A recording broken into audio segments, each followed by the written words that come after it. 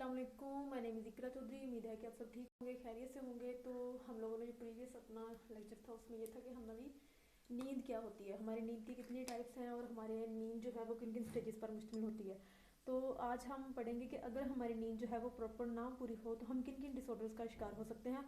उसमें जो हमारी आज है वो है इंसोमनिया। ठीक है, इंसोमनिया से मुराद है कि लेक ऑफ स्लीप। इसमें ये होता है कि हम अगर हमारी नींद पूरी ना हो, हम अपनी प्रॉपर नींद ना लें तो हम किन किन बीमारियों का शिकार हो सकते हैं।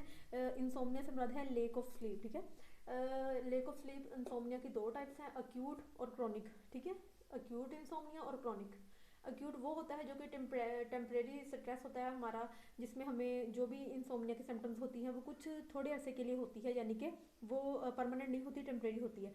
जिसमें टेम्परेरी स्ट्रेस हो गया, noise, light, medication, change sleep, sleep schedule. ठीक है, नॉइस से मुराद है कि अगर हमें यानी कि ऐसी जगह पर सोना पसंद है जहाँ पर कोई बिल्कुल यानी कि साइलेंट हो और इतनी लाइट भी ना हो, रोशनी भी ना हो, अंधेरा हो, तो अगर वहाँ पर शोर हो या फिर लाइट फुल कर दी जाए तो ऐसी अगर इन्वायरमेंट में चेंजिंग हो तो हमें वो इंसोमनिया की यानी कि अक्यूट फेज में आएगा, यानी कि जिसमें ये होता है कि हमें वो टेम्परेरी तौर पर वो चीज़ डिस्टर्ब करेगी, यानी कि परमानेंटली नहीं होगी। ठीक है, उसके बाद मेडिकेशन होगा, कोई ऐसी मेडिकली कोई चेंजिंग वगैरह हो, मेडिसिन यूज़ करने की वैसे कोई रिएक्शन हो जिसकी वजह से हमें नींद में कमी पेशी हो। ठीक है, उसके बाद change sleep schedule. Change sleep schedule से मुराद है कि हमारी नींद का जो शेड्यूल है उसमें अगर थोड़ा बहुत रद्दोबदल किया जाए तो उसकी वजह से हमें कोई थोड़ी बहुत यानी कि मसाइल का सामना करना पड़ सकता है। यानी कि बेसिकली इसका मतलब ये है कि हमारा जो अक्यूट है इंसोमनिया उसमें हमें यानी कि जो भी यानी कि हमें मसाइल का सामना होता है वो टेम्परेरी होता है। ठीक है, उसके बाद होता है क्रॉनिक। क्रॉनिक में ये होता है कि हमारा जो भी यानी कि होती है हमें नींद से रिलेटेड जो भी मसाइल का सामना करना पड़ता है वो कुछ अरसे के लिए यानी कि परमानेंट होता है, यानी कि 1 महीना, 1.5 महीना, 3 हफ्ते, 2 हफ्ते वो चीज़ मुसलसल हम पर तारी रहती है।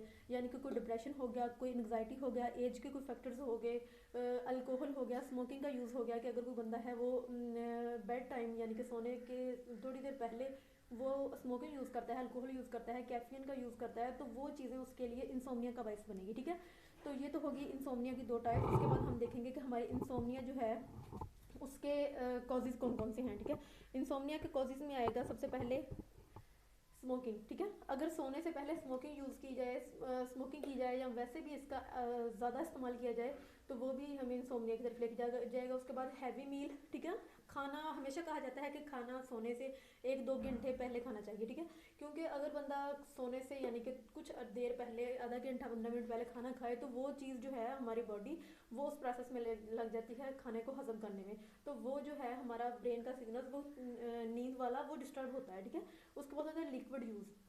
लिक्विड यूज़ जो है वो भी इंसोमनिया के कॉजेज़ में आता है। इसकी बेसिक रीज़न ये है कि जब हम सोने से पहले लिक्विड यूज़ करेंगे वो किसी भी फॉर्म में हो तो वो हमें डिस्टर्ब करेगा। ठीक है, यूरिन के खराज में बार बार, तो ये चीज़ भी हमारे लिए इंसोमनिया का बायस बनेगी, क्योंकि फिर हमारी नींद जो है वो डिस्टर्ब होगी।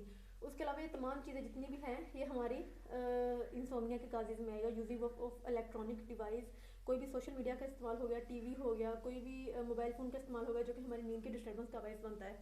तो ये तमाम चीज़ें जो हैं ये हमारी इंसोमनिया का बायस बनती हैं। उसके अलावा अगर हमारी ये चीज़ें जो हैं वो कुछ अरसे तक ऐसे ही यानी कि जारी रहे तो ये बहुत सारे और साइकोलॉजिकल प्रॉब्लम्स की का बायस बनती हैं। ठीक है, जिसका फिर इलाज करने के लिए हमें कुछ थेरेपीज़ की ज़रूरत होती है। उस थेरेपीज़ में लाइट थेरेपी होती है, साइकोलॉजिकल थेरेपीज़ होती है, जितने भी हमें साइकोलॉजिकल इश्यूज़ होते हैं उन्हें कंट्रोल करने के लिए।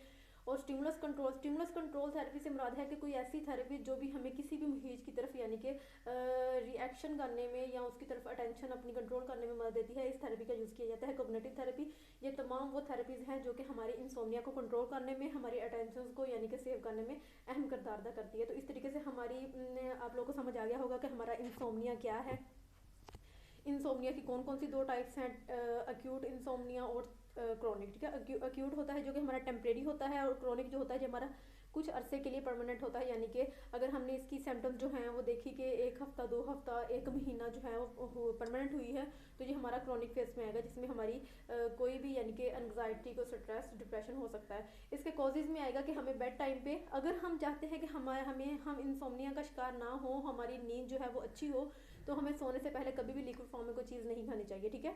और कोई भी ऐसी मेडिसिन का यूज़ नहीं करना चाहिए जो कि हमें नींद से रिलेटेड हो। उसके अलावा होता है कि हमें स्मोकिंग नहीं करनी चाहिए, और सोने से 1-2 घंटे पहले हमें खाना खा लेना चाहिए, ठीक है। ये तमाम वो आदत है जो कि हमारी इंसोम्निया का बायस बनती है। तो नेक्स्ट हम मज़ीद यानी कि कुछ ऐसे डिसऑर्डर्स का जिक्र करेंगे जो कि हमारी स्लीप से रिलेटेड हैं। तो इंशाल्लाह मिलते हैं नेक्स्ट वीडियो में। अपना ख्याल रखिए। अल्लाह हाफिज़।